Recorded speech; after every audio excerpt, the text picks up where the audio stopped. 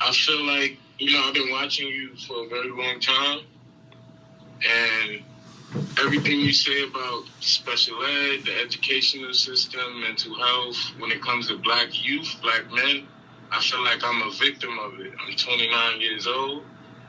I got an 11-year-old son, and it's like a repetitive thing. Like, it's generational, though, because my mom and my dad really wasn't, effective in my life. I was raised by my grandparents, and my son's mom and grandmother are, very combative with me when it comes to me trying to be a dad, knowing that my dad wasn't in my life. You feel me?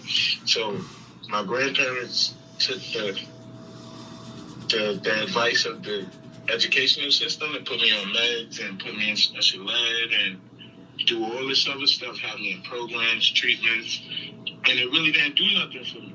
So when I turned 18, I signed out the program. So basically my thing right now is I'm just calling because I need advice. I really don't want to sign my rights over for my son, but I tried to be the best dad that I know that I could be at the moment.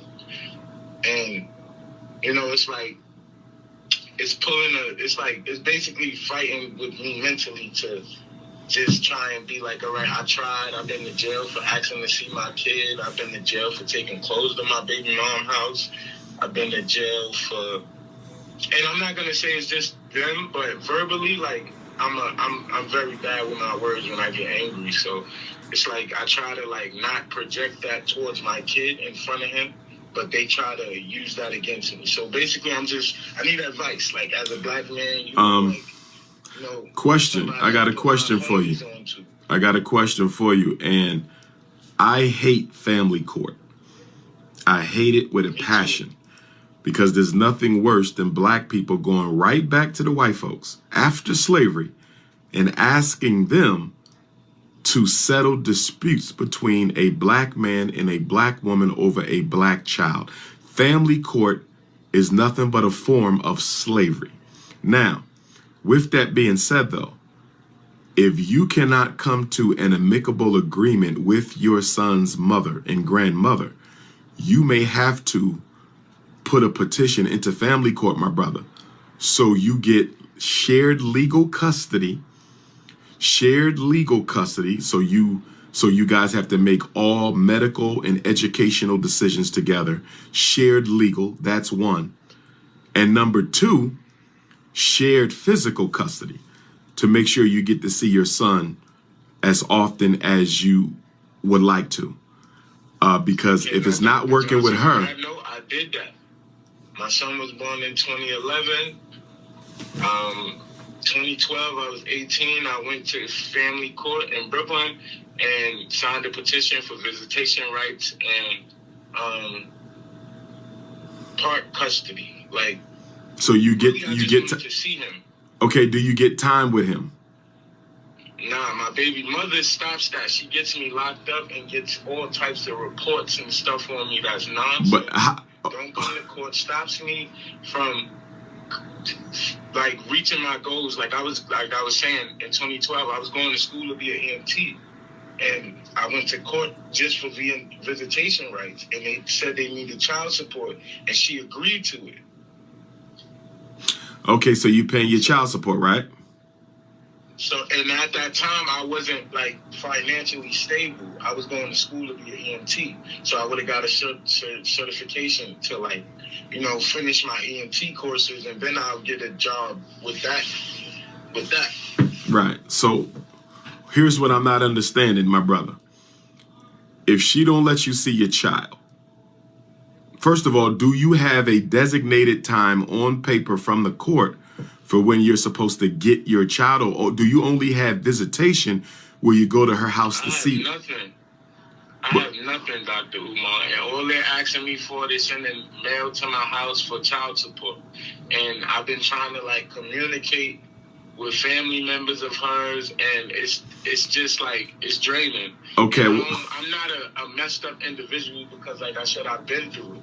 So I don't want to do it to my own kid, but it's I don't want to go to the court system. I've been through the whole system. But here's the thing, my brother, listen to me. You're already in the system because she got you in for child support. So you're already in the system. You need to go and petition the court for partial custody of your son. You feel me? You're going to have to do that, my brother. Stop trying to make a way with her if she's not trying to make a way with you. I mean, I think we should try to work with the mothers of our children. But if she's made up her mind to be disagreeable with you, if she's made up her mind to be disagreeable with you, then you have to accept what is in front of you. Hopefully she'll change as she gets older. You have to accept what's in front of you, go to court, and put in a petition for partial physical custody and shared legal custody. Stop playing around with this, and I'm going to tell you why. Your son is 11. If the schools tries to special educate him, if they try to medicate him, you don't have any say-so in what his mother decides to let the school do with your son educationally or medically. You need shared legal right now because he's at that age where they're going to start criminalizing him, possibly. Hopefully they never do, but it's likely. And you need to be able to show up at that school with a copy of the judge's order of shared educational and medical decisions, legal custody, and give a copy to the school and tell them y'all can't make decisions without both of us being present. And I want to know about every meeting that's held about my son. You got to get that because it sounds like, you know, what a lot of black women do. I went through it myself, my brother. I went through it myself. Okay, well, my daughter's mother did the same thing. They try to keep you out of the child's life for whatever reason. In my case, she wanted to get married. I didn't marry her, so she kept me out of my child's life. It's what they do. And I had legal shared custody on paper, but the courts didn't reinforce it. They never punished her when she didn't produce the child, you see. So I understand that you can get shared legal custody and they still not guarantee you time with your child. But you still need to have it on paper to prove you fought for your child, because your child is going to one day ask you, did you fight for me? And you need to pull out the paper. Can I speak on that? I'm sorry to cut you off. But I'm not done. Hold on. But the other thing, too, is you need that shared legal, my brother. So if the school starts trying to screw your son over, you can stop them from making decisions without you being present. You just can't keep sitting letting the clock tick because he's a black boy. You understand? So we got to make sure you have legal say-so over the decisions made for him. Continue. All right. So, like I said, my parents, it's like a repetitive thing for me to see and go through because my parents did the same thing. Like my mom raised me telling me that my dad wasn't a good man and whatever the case may be. So, and that's why you can't disappear. And that's exactly why. She basically put a perception in my mind that you know, my dad wasn't the guy in my life, or whatever the case may be. And as I got older and I lived with my mom and I started to see the things that she did and how she lived life, and I realized that my dad just took a way out. I mean, it wasn't right. But at the same time, I don't know where he would be and what type of messed up lifestyle he would be in if he didn't sign his rights over for me. So that's why I'm saying, like, I don't want to be. Do not sign your rights away to your son, brother. He will hate you. And as a man, you can't do that. All you have to do is go to court and fight for your son. Even if, because don't get me wrong, brother, you can get. I hated my dad. That's what I'm saying. I hated my dad till I had a conversation with him. And his conversation was more of it wasn't about fighting a court system. It was about fighting a court system and a whole family. I understand that, but you keep. You know what I mean? Like, right, but. At the end of the day, I mean, yeah. Let me ask you a question. Well, first of all, you just gave every reason why you must fight for your son. But what I'm telling you, as someone who deals with black boys on a regular basis, and I'm hearing you, brother, and I'm sorry you got to go through that. I'm sorry you got to go through that. But this is why we as black men have to make better decisions with the women we choose to get involved in. Because there's a lot of women out here, they are abused, they've been wounded, they have not been healed. They're looking for men to solve all their problems for them. They want no responsibility for their unhappiness. And if you do not show up like a knight in shining armor, offering them a solution for all their problems, they will try to destroy you for not solving their emotional wounds. You see, so we have to do a better job of choosing the women that we decide to come into our life, because there's a lot of good women out here. There's a lot of good women, but there's a lot of bad ones too. There's a lot of wounded souls. There's a lot of wounded black men walking around. There's a lot of wounded black women, because this is not just a black women thing. This is not just the black men are also just as toxic and just as destructive and just as neglectful of the best interests of our children as are the women. I see it both ways, and I've been involved in situations on both sides. As a therapist, as an educator, school, I've seen it. So men and women can be toxic when it comes to co-parenting the child. But what I'm saying to you, my good brother, is it sounds like you still want a relationship with your son's mother. Now, I want you to be honest with me.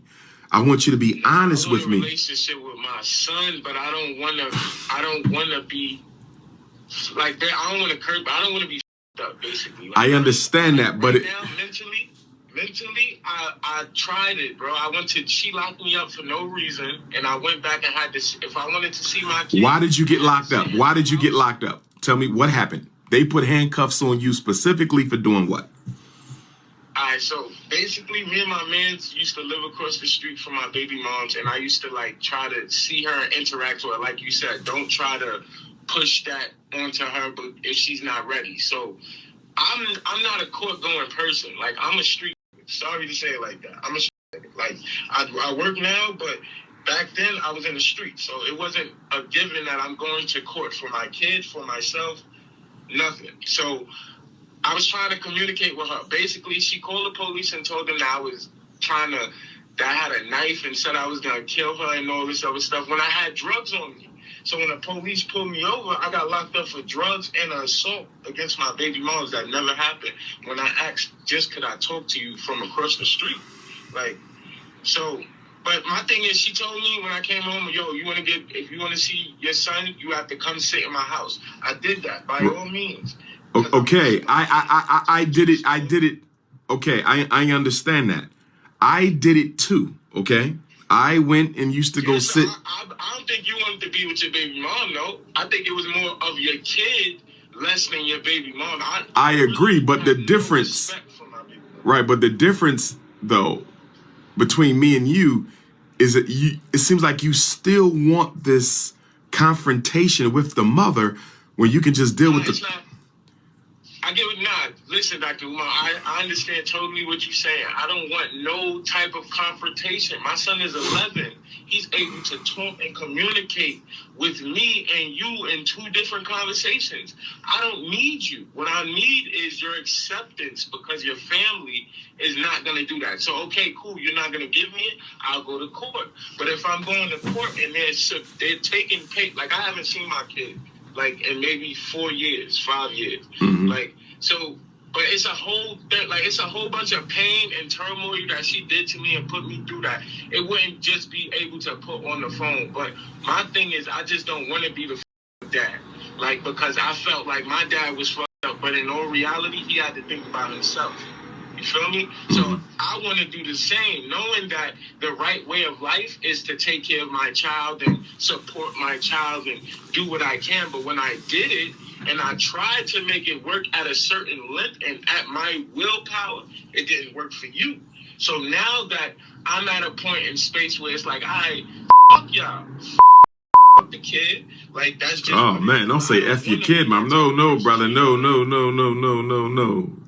You can't say F your kid. He innocent, brother. He didn't ask to be in this world. Your son didn't ask to be in this world. She put him on the phone and asked me to act. She asked my son to ask me, why do I disrespect his mother? And if I don't respect her, if I don't respect her, he's not going to respect me. At 10 years old. He shouldn't be involved in that. She had no right to put him on the phone. His mindset is infiltrated like mine was. He's a child, my brother. To get over that. Okay, listen. I hope, my brother, and I hope your ancestors. I'm sorry. No, I hear you, and I appreciate you being honest, my brother. You cannot give up on your son. You cannot walk out on your son. You cannot be angry at your son. His mother is using him. His mother is manipulating him, but he's a boy. You can get him back. That means nothing. That means nothing. The bottom line, here's what you got going for you. Here's what you got going for you. He's a boy, a male child, right? The courts tend to be a little bit more lenient with fathers when it is a male child because they see what goes on with young black men in these streets. I have 2 daughters. I don't have a son. You understand? You have a son. So you have to make the case that I don't want my son to make some of the mistakes that I made. I need to be involved. But my issue with you, my brother, you have not petitioned the court for any kind of physical custody yet. Listen, what I need you to understand, I don't care if you say you can only spend a day with your son. I don't care if you pick him up Sunday at noon and return him Monday at noon, or pick him up Friday at 5 and return him Saturday at 5. It's not the quantity of the time. It's the quality that you spend with him during that time. And I tell fathers and non-custodial parents this all the time. I get fathers say, Dr. Umar, I work, I drive trucks. I can only spend 1 day a week with him. That's not a problem. As long as you are consistent with your 1 day a week, the child needs quality of time, not quantity of time. A father who spends 1 day with his child, 1 day, is doing a better job than a father who has the child 4 days and never spends any time with the kid, don't focus on the kid, dropping him off with his grandmom, dropping him off with his aunt, taking him while he's running errands. The kid who got 1 day had a better experience with his father than the kid who had 4 days because the father was too busy to focus on the kid. You need to go to the court. You keep on messing with that woman, trying to get her to work with you. It's not going to happen, brother. Okay, it's not going to happen. Some women, it's who they are. They've been raised by their mothers to disrespect black men and to be disagreeable with black men. And it sounds like you accidentally ran into that type of women. Every black woman ain't like that, but that's the one you got. So you got to make sure you don't repeat the situation. You got to make sure you don't repeat the situation. But with your son being 11, bro, you can't afford to turn your back. You got the rainbow community out here. They out here giving our boys hormones. That right there, that issue with him is crazy. So you need to go to court, my brother. We can talk some more later if you want to hit me up later, but you got to go to court and petition for shared legal and partial physical custody, my brother. That's what you got to do. All right. Thank you, Dr. Umar. And I'm definitely trying to come to your school and see it out. And, you know, I really listen to you every day, man. Yes, sir. I'll be in Long Island on April 16th if you want to come through the Roosevelt Public Library, free event in Long Island, New York, April the 16th, 2 to 6. Yeah. All right, cool. No problem. I'll try to make it, man. Thank you. I appreciate you so much. And I'm going to definitely be at court on Monday, man. Yes, sir, man. Do that, man. Don't trust me. You can't do that to your son, bro. We fight for that boy, man. He needs you. He in a house full of toxic women, it sounds like. Fight for your son. Yeah, man. All right, man. Thank you, man. Okay, bro.